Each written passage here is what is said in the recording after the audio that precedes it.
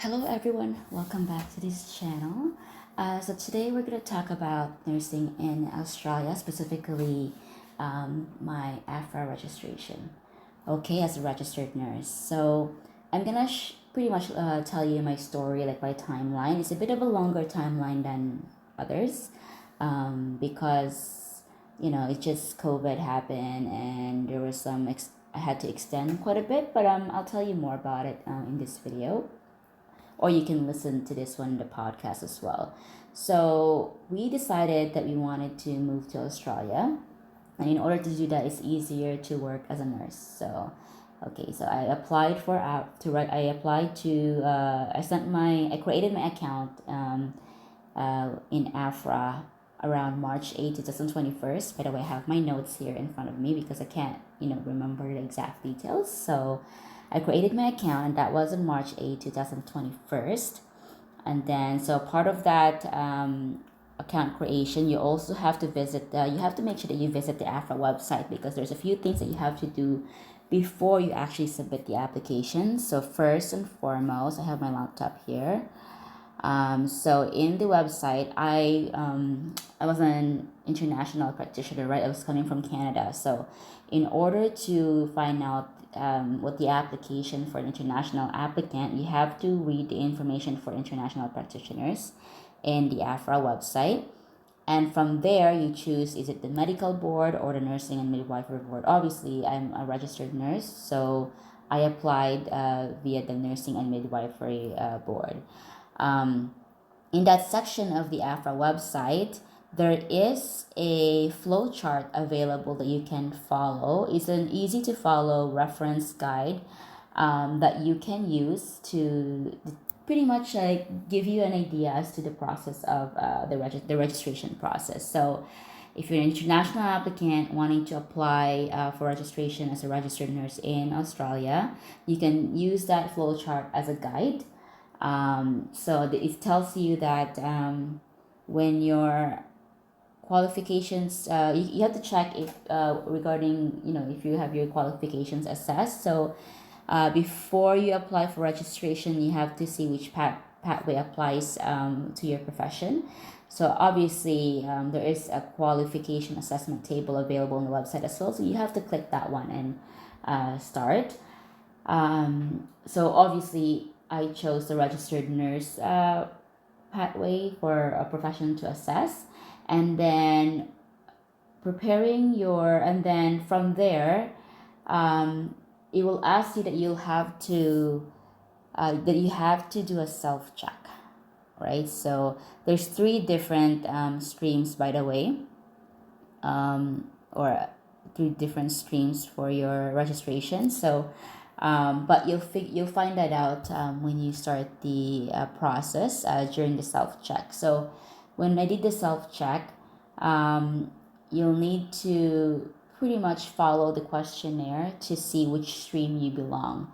And after you answer questions from that self check, you have to start that one first and foremost. You can't just do the application and choose whichever. You really have to do this self check first to determine which stream you belong to. So I belong in stream A, and that one is just a bit of a shorter pathway, but it still took me a long time. So in the stream A, candidates must first pay the IQNM assessment fee in order to proceed the assessment process. But with the self-check guide, it's very, like easy to follow. So you just have to answer the questions that they're asking. Like you're applying for a nurse, midwife, enrolled nurse, and which country you got the registration, or if you were registered in New Zealand as well.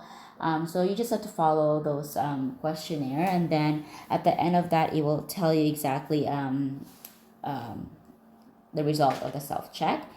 And then after the self check, just trying to get myself comfortable here. So after the self check, so I paid for that application, and then you also need to prepare for the application actually. So you prepare the documents for your application. So part of that documentation is it says here Yes, so you have to provide certified and, if not in English, translated copies of documents to support your application for registration. So there is also a checklist for international applicants, like document, available in the AHPRA website. I urge you guys to read that one as well. It's very helpful. In my case, I requested the certificate of good standing, or just pretty much a certificate that you have, like from the College of Nurses of Ontario, because I was a registered nurse in Toronto, Ontario. So I requested a copy of my registration evidence from the College of Nurses of Ontario. And in order for that to happen, you have to complete the College of Nurses of Ontario, like a form, a separate form. You have to complete that form. It's just like a one-page form. You send it to them, and then they'll get back to you in email. I'm not sure. I think it took about 48 days, 48 business days, 48 hours business days to get back to me. And they'll send you a link, or for you to call them to pay to get that uh, certificate of good standing sent directly to AHPRA. So yeah, so there is in the form from AHPRA, there is in the form there, in that form to request for the COGS, it tells you there is a box there where you can tell them where to send it. But usually just say AHPRA, and they know exactly who to contact. There's no specific email address for AHPRA. But the college, whichever your college that you will request for that certificate of good standing, will have that information as to where they will send that document. And then after requesting the certificate of good standing from the College of Nurses of Ontario, that was on March 11th, by the way, and on March 15th, I also submitted or applied for an international criminal history check. I believe there's two approved suppliers for AHPRA. Don't quote me on that, but for myself in particular, there were two options, and I forgot the other option, but the one that I did was the AIS company. It's pretty fast actually. So for Canada, it took like same day, not even 24 hours, and then but I had to redo it. But let me tell you more about it in a bit. So I started the application AIS for my police, my international criminal history check. Um, so again, check with AHPRA regarding the approved suppliers, because you can't just go to your police station and get that done. There is an actual company that they wanted you to get it done with. On the 16th, I submitted the AHPRA application, but on May 7th though, so I did the AIS, they got back to me right away with the result. But after submitting the application with AHPRA on May 7th, I had to reapply for international criminal history check because I didn't do it right the first time. So this is my advice to you. I had to pay it again. So if you made a mistake, if you didn't do a complete application, like if you didn't put all the details in your documents for police check the first time, if AHPRA says you have to redo it, you have to redo it, you have to pay it again. So if you wanted to avoid having to double pay, make sure that you pretty much disclose all the information right off the bat. So first I had to redo it because my middle name, my full name, actually I have a middle name which is my mother's maiden name added that you can see in my birth certificate. It's also in my documentation from universities, when I graduated from Toronto University.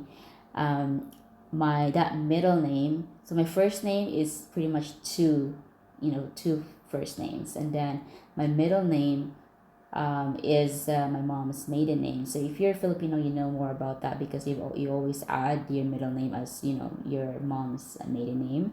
But here in Canada, my middle name was my actual second first name. But when so they had my middle name that was available in my school documentation in Canada, and my birth certificate did not show up in my passport, or even my citizenship card. So in my actual government document, that middle name is not available. It did not show.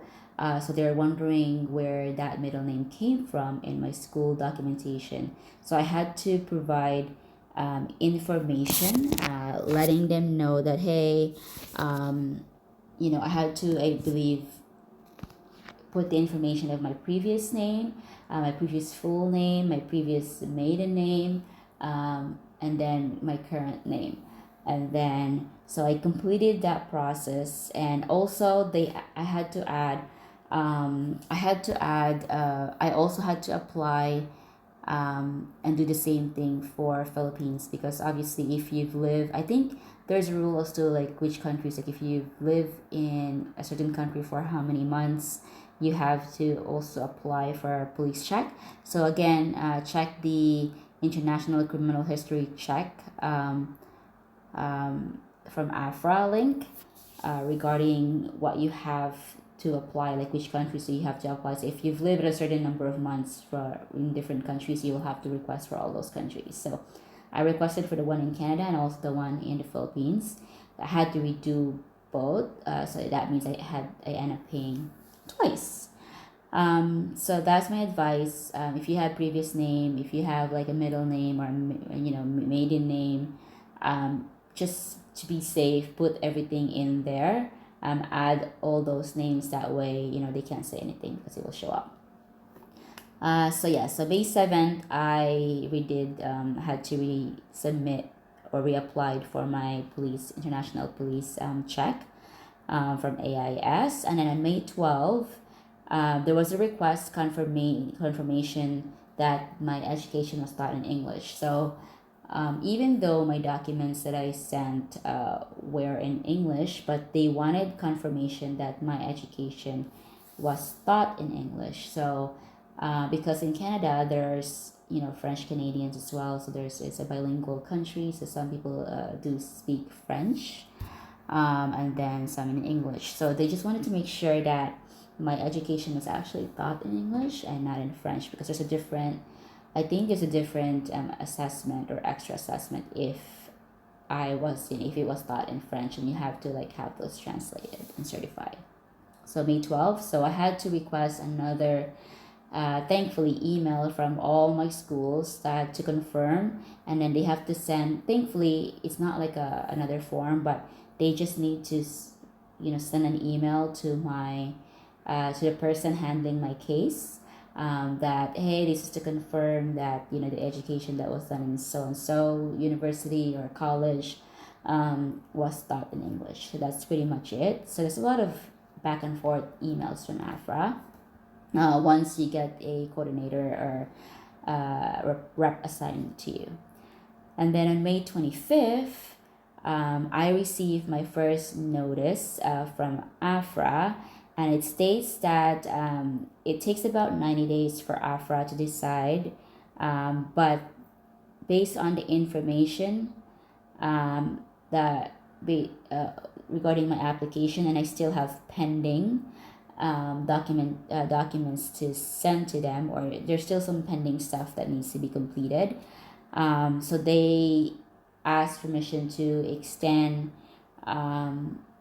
the completion of the AHPRA application to September 21st, 2021. So it's so again I started March 8th, 2021, when I created the account, and they said if everything is all good, you have until September 21st, 2021 to pretty much to complete the last step, which is to present in person. So obviously I agreed, okay, I wanted to extend to pretty much show up, extend the deadline to September 21st, 2021. And then on June 21st, June 2nd actually, because there was I made a mistake, I made an error, I misunderstood actually the English assessment. So there was I have to, if you went to primary school, if you went to school full time for 5 years straight, then you meet the English criteria. And then, but if you've had that gap where you didn't go to school full time, like full time 5 years for 5 years straight, then you might need to do an English test. Or there's a different pathway where you don't need an English test if you don't need an English test if you took your primary school schooling in Canada starting from from primary school. So my family and I did not migrate to Canada until I was about 18. So I didn't take any primary schooling in Canada. I was there for like secondary school starting, and then university. So even though I was in my master's program during the time of my application, but I haven't.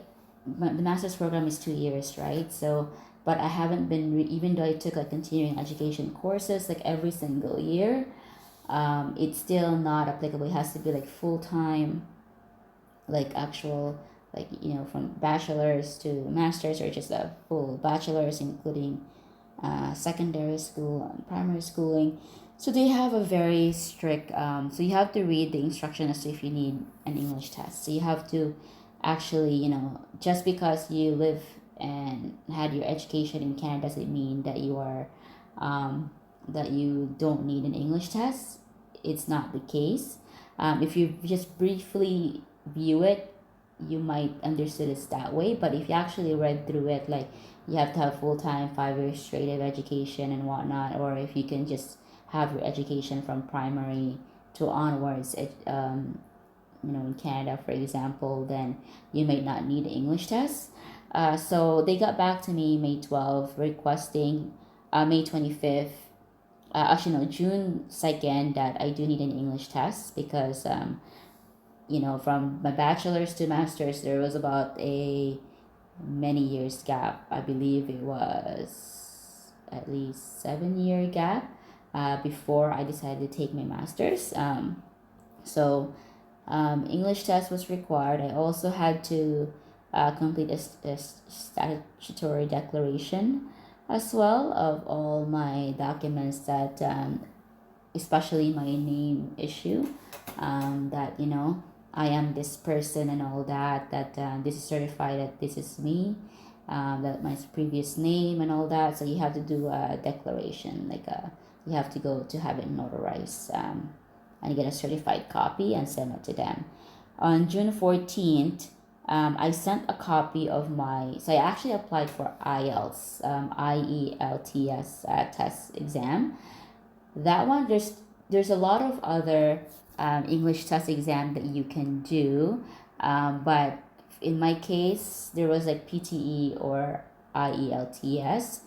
I chose IELTS because that was the only one available during COVID season, and that is close to where I live at that time. So there was only that one place. There wasn't any PTE exam close by. I mean, there is one, but I have to travel to Toronto, right? But I live in a suburb, so it's, I prefer somewhere close by, like a less than 15-minute drive. But so that means I had to choose IELTS because that one is like widely available and there's a lot of booking or appointments available to take that exam. So for that, I took the exam, and my exam, my IELTS exam was on July 10th, but I booked the exam on June 14th, and then when you book it, you have to send a copy to your rep, your AHPRA rep or coordinator, of the confirmation that you booked that exam, because the deadline that they usually give you to respond to their email is not very long, to provide the test result for your English test. So it's not very long, and then so you have to give them a copy of the booking to extend the deadline a little bit more. So I took the test on July 10th, and let me tell you, that was freaking hard. There's different categories that you are tested in IELTS. Quite frankly, I don't recommend IELTS. I prefer the PTE. I haven't tried a PTE yet, but based from other people's opinion in the Facebook forums of moving to Australia, and also the work holiday visa nurses, they said that the PTE is easier, and computer, I guess, generated. Don't quote me on that though, but they said they prefer the PTE better instead of the IELTS. So that test result, in order for you to pass the English test in the nursing route, so I think you have to do the academic, IELTS academic, you have to have a score of 7 and up. You can't have anything less than 7. Unfortunately, my writing result was 6.0. Let me tell you, I did not expect my writing to be lower mark because, we write papers all the time. I don't exactly know how they, and I even bought the books and I followed the format exactly how they want you to write it. I'm not sure what I'm doing wrong. I even watched YouTube videos, but for some reason it wasn't, the result was 6.0. So what I did, I took the test again, the IELTS. I don't know how many times that you can retake it, but I took it twice. So for the second time, I watched more YouTube videos to see, and then they did the practice test.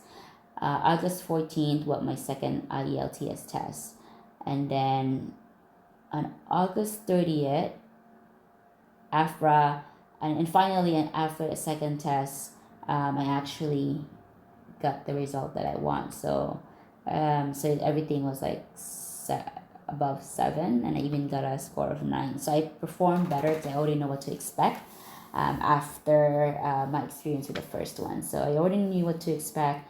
So I got a much better score for my second test.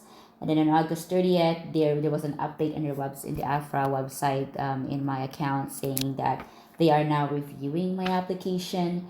So then the 31st, it was really fast. So after they reviewed it, it only took 1 day, 31st. I got an email from AHPRA saying that they'll have to extend for them to make a decision. They extend,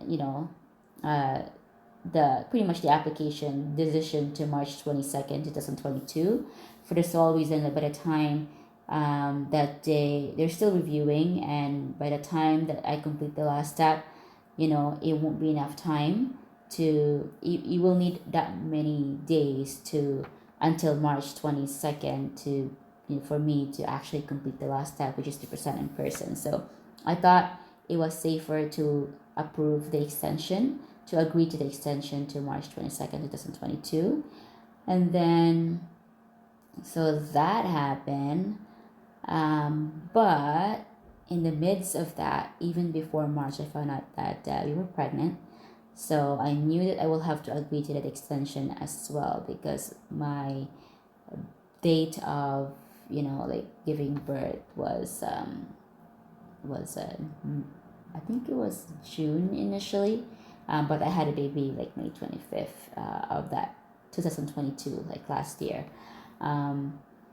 But yeah, so I agreed obviously to the extension because I wanted to give birth in Canada. So I didn't tell AHPRA that I was pregnant because there's still a lot of from what I gathered from other people's application, there were issues in Australia about, health practitioners trying to get to Australia because there was I think they've closed down. They've only allowed like nurses at the medical field, or they pretty much the people with skills that they need to come to Australia, and the other piece is finding flights. So there's people having a hard time finding flights to Australia, and it was also quite expensive, like the tickets. Even when we came here, the tickets were still quite expensive, but not as expensive as during the COVID season.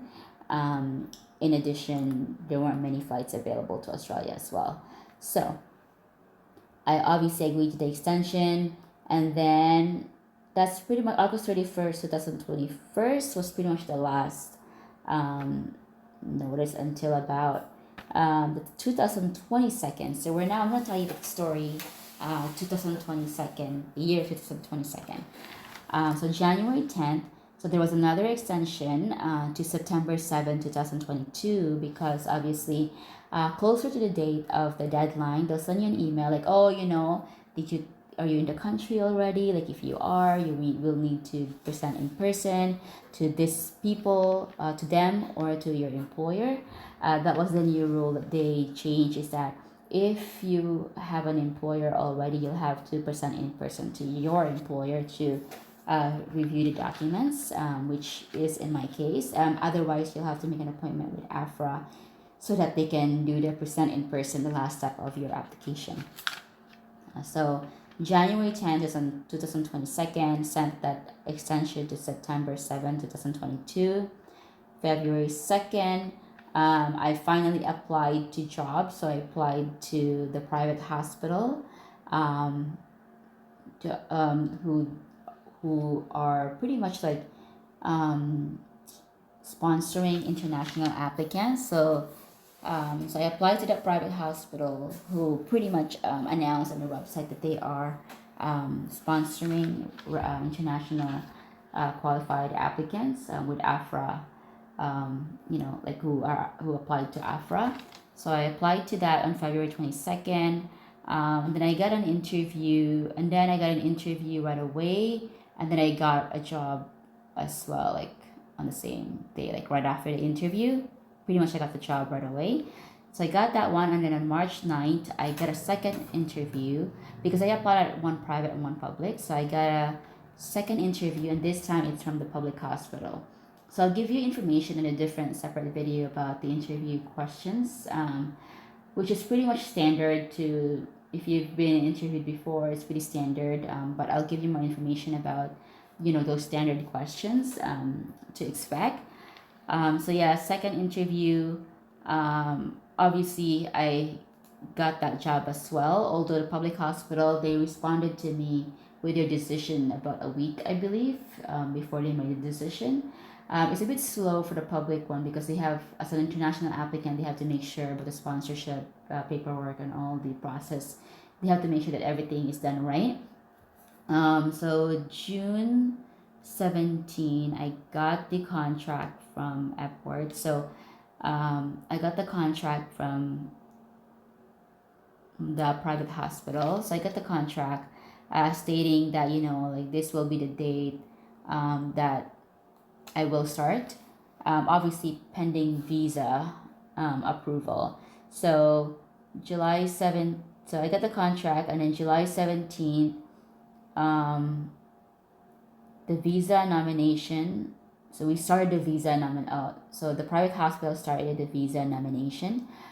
With that, they have to start the process. So they have to request documents from me, like my passport and each of my dependents' passport. So for them to nominate me, or to start the visa nomination process. And then July 20th, we got the 482 visa nomination approval. So it was pretty fast. So once they sent the nomination application, they got the approval right away. And then July 4th, and then after that, July 4th, I did the NMAC skills assessment. It wasn't really clear if I needed the skills assessment, but you know what? You might as well do it just to be safe, because that one takes a bit of time as well to get the skills assessment result to come back. So my suggestion is to do the skills assessment, get that. You can do it at the same time as when you do the application from AHPRA, because that takes a bit of time to come back.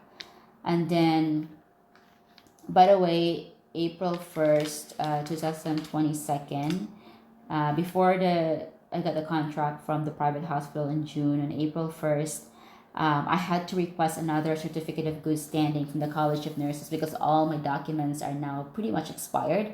So because of that long wait, I think they only give, the document is only good for a certain time, and then you'll have to request a new document. So I had to pay another fee to request for an updated certificate of good standing from the College of Nurses of Ontario, April 30th.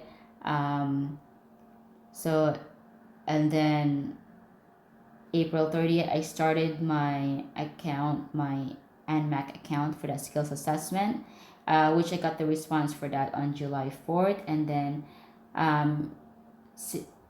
August 4th, I also got the as part of the application for the ANMAC skills assessment, you'll have to provide a reference letter. So I got my referees to send a letter to ANMAC for my skills assessment. I'll do a separate video regarding ANMAC application. And then by August 8th, my application was approved. So I have a positive, my skills were approved, that I am fit, my credentials are good. I get a positive, pretty much skills assessment from ANMAC. So that's pretty much the timeline. And then pretty much November 9th, I had to extend December 9th to 2022. I had to extend to December 9th to show up. And then from that email, they said that will be my final extension. I had to extend because I had to find, because of the visa issue, so we didn't get the approval yet. So we just emailed the AHPRA stating that we have not received the visa approval yet. Therefore, we cannot guarantee that we don't think that we can get there September 7th, prior to September 7th to present in person. So they approve it because obviously they can't do anything about it. So they have to extend it because, but that will be the final extension. When we got the visa approval, we didn't start we extended, they were able to give us the extension on November 9th. That we have until December 9th to present in person and to pretty much the last step of the application. And November 18th, we found out that we have to redo again the AIS, the police check application, because again, they've expired. So it's no longer good. So when AHPRA gives you this email that, hey, that includes which documents, which documents are expired that you need to redo.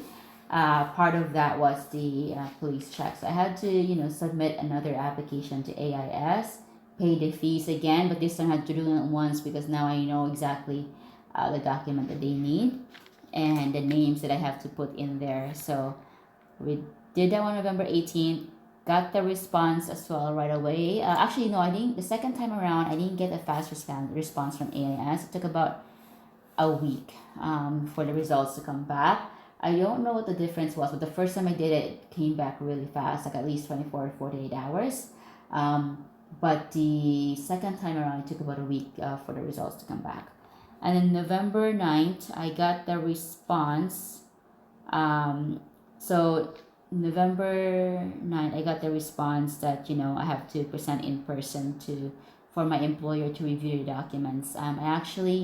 We came here in Australia November 23rd, and I made an appointment right away a week after to my employer to verify my documents, to present in person, verify the documents. He gave me a tour of the facility, and then once we submitted it, it took a while. So we got the response. December 9th is we got the response after emailing AHPRA for a bit, stating that, okay, do I have my registration, or do they need more information? And they did let me know that they need there were issues with the scanned documents, or with the documents that the employer sent to them. So my manager, I did not print out what my manager should write, when he had to notarize or certify the documents. Rather, to certify the documents with AHPRA, you have to state specific, if the document has a picture, you'll have to say this, I certify, and all that. If the document doesn't have a picture, you'll have to write it this way, or rather. So check the AHPRA website because they're very particular about those statement. So we had to redo that one. So we got the response that they would need more of those information. December 12th, my employer refaxed it. So we pretty much I printed that page, and then he had to write, and I have a ton of pages for my documents because of all the skill assessment, of all the evidences and you have to provide a CV as well based on their format. So I refaxed a ton of documents. I think it was 3 different packages because it was too much for one. So he just separated it. So we refaxed it. And then we got the registration literally the same day, December 12th at 21:57, so it's 9:57 p.m. We got the result. I got an email that, oh, I now have a registration in Australia. So guys, that took a while. That's pretty much the long journey to get an AHPRA registration as a registered nurse. Not necessarily because of AHPRA. Usually it's a bit fast for most people, but because there were other circumstances that we chose to extend to present in person. So my advice really is to follow the steps identified, or steps provided, or the checklist and the guide provided by AHPRA, the reference guide, because that will be very helpful for you. It may be confusing in the beginning, but honestly, they will AHPRA, if you made a mistake during your first application, you've submitted it already, don't worry, don't fret, don't stress, because AHPRA will, once you get a coordinator or a rep assigned to you, they will tell you exactly what they need still, and you'll just have to respond to that email. You'll have this one person that you will be conversing, and then we'll be helping you out with your application. So don't stress, just wait for someone, for AHPRA to assign you to a case coordinator, and then they'll help you out. Yes, so it might take a while, but you'll get there. It's just more documents needing, find out which documents need to be certified and whatnot. So it took a while for me because of all my extensions and needing, updated documents. But if you didn't have that delay, if COVID didn't happen, it would have been a lot faster. So that's pretty much it. So thank you for tuning in this video, and I hope you enjoy. Take care. Bye.